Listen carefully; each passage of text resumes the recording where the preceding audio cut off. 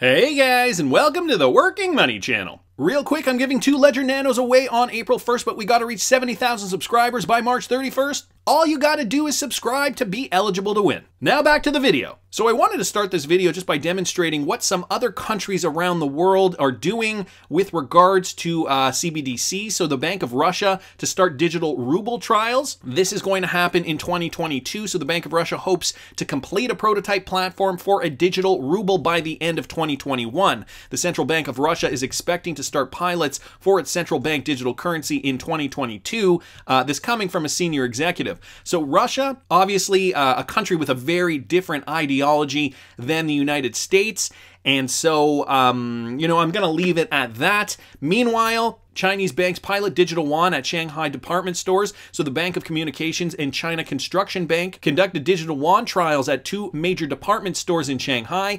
Shanghai's New World City and New World Demaru department store and food caterer Taikang Food Store handled thousands of digital yuan transactions over the past weekend. This reported from Shanghai Daily. China, again, another country that, although does share some of the same ideologies as the United States in terms of commerce and the economy, also very different politically than the United States. I'd say maybe along the same lines as Russia. And so, ideologically, these two countries share the same values politically and now financially with regards to a new emerging economy, both adopting CBDCs. Now, we heard about China from many, many months ago now that they were going to be trialing a CBDC in their country. We're also seeing now that Russia is not far behind. Where does this leave the United States? Well, I did a video this morning, guys, talking a little bit about Gary Gensler. Changes being made, laws being passed, the reintroduction of the Token Taxonomy Act. Guys, I'll link that video up here if you didn't catch that. Meanwhile, it's looking like at least investing in cryptocurrency is on the radar of, some of the major financial institutions. So this from XRPCRYPTOWOLF. Goldman Sachs predicts explosion in use of digital currencies. Whereas, 3 years ago, they were saying, I'm not touching that crap with a 10-foot pole.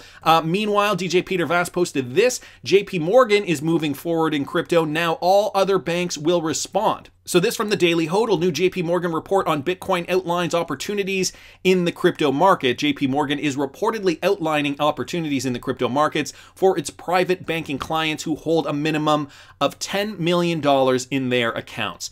I think it's safe to say by now, cryptocurrency has gone mainstream, or it's right on the precipice, despite the fact that prices are lagging at the moment. We've got Bitcoin rallying. It isn't doing too bad. It is almost getting back up there to its all-time high. But guys, I have a feeling this is just the beginning. We got into this early. We are the lucky players. And it is likely that there are still lots of gains to be had in crypto. Where did I read this? I think it was on Twitter. I think it was actually posted by Crypto Bitlord, who wrote something along the lines of, there is no top to crypto. It just is going to keep going up and up and up. And I think ultimately, I'm doing a really bad job of paraphrasing that, by the way, but I think ultimately that is the right sentiment. We have been used to these ups and downs, wild swings, volatility, but at the end of the day, what we're going to witness is something remarkable. Those who stay in crypto are going to become filthy, filthy rich, because this is the future. All signs are pointing to this, not just in the United States of America, but all around the world. I also wanted to bring this up, guys, from TEHOLBEDDICTXRP. This is with regards to Ripple customer Shinhan Bank. So, Shinhan Bank is a South Korean commercial leader, and they developed a blockchain-based pilot platform with its partner LG CNS, the IT arm and conglomerate of LG corporations, for the launch of a central bank digital currency. According to the local news outlet Yonhap, the platform is already in the pilot stage and has created a virtual model of a CBDC issued by the Bank of Korea to test the platform. So not only are we seeing CBDCs in Russia, China, another country in Asia that is getting serious with regards to their CBDC initiative. Well, the CBDCs will be issued by the central bank. Financial institutions like Shinhan Bank will act as intermediaries in the system. The difference between Korea and China and Russia is that this is going to be going through Shinhan Bank. And, we just got this news a couple of weeks ago. Ripple pilots a private ledger for central banks launching CBDCs. And of course, Shinhan Bank is already a Ripple customer. So thanks so much to TEHOLBEDDIC for posting that.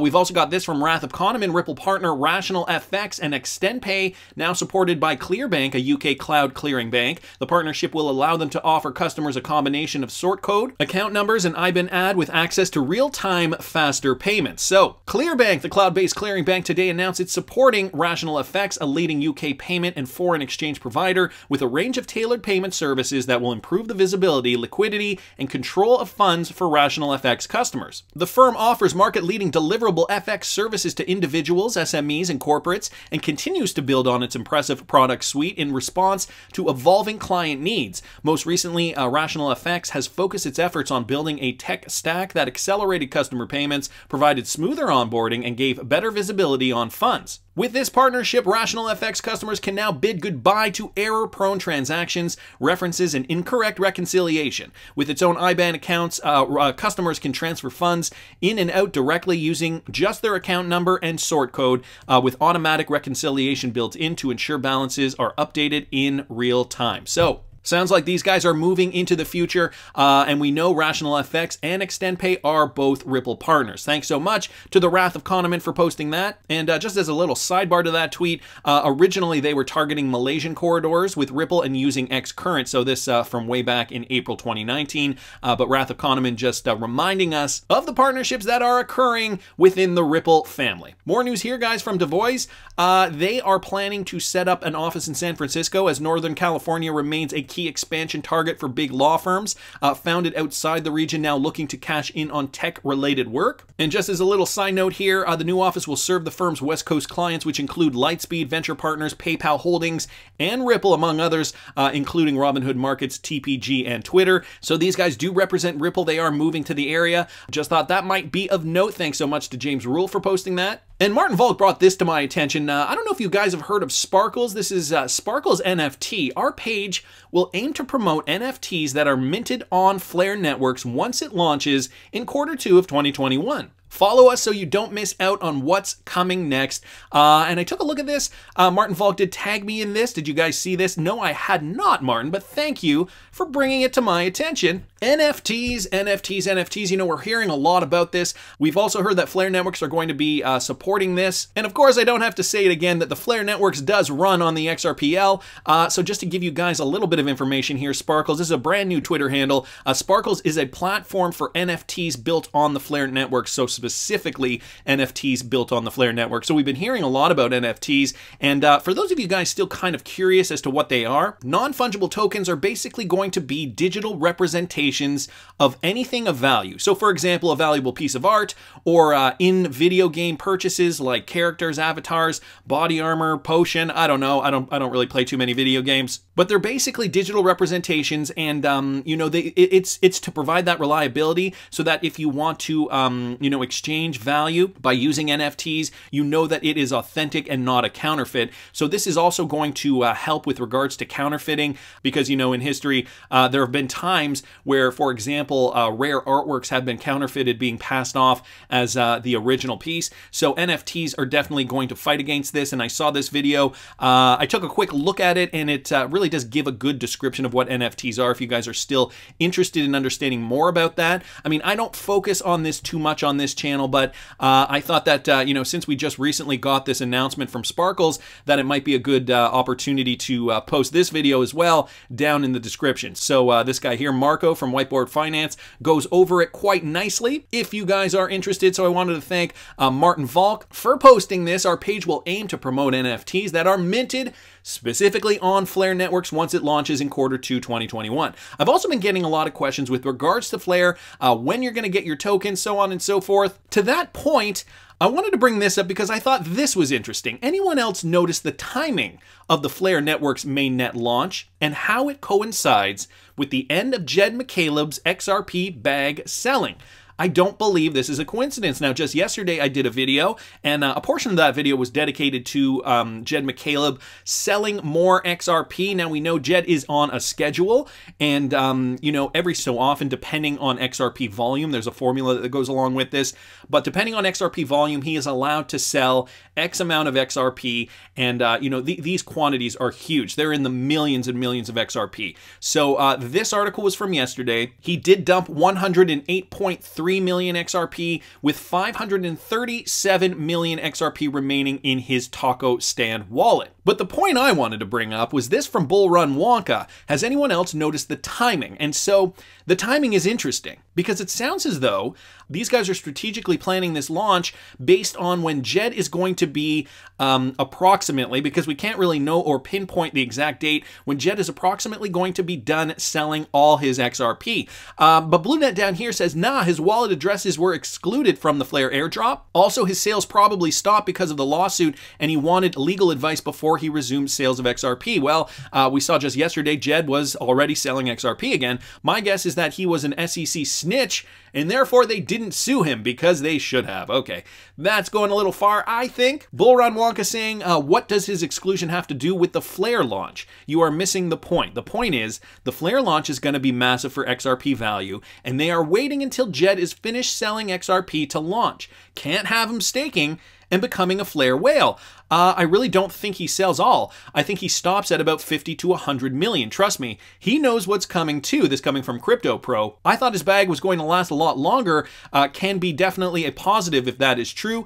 And BullRunWinka here puts an estimate on when Jed McCaleb's XRP is purportedly supposed to run out. At current pace, July 2021 is the target, if I remember correctly. And so Flare launching in and around the same time, Q2, but really ramping up likely in Q3 of 2021. How funny would it be if he claimed his Spark tokens and started dumping those?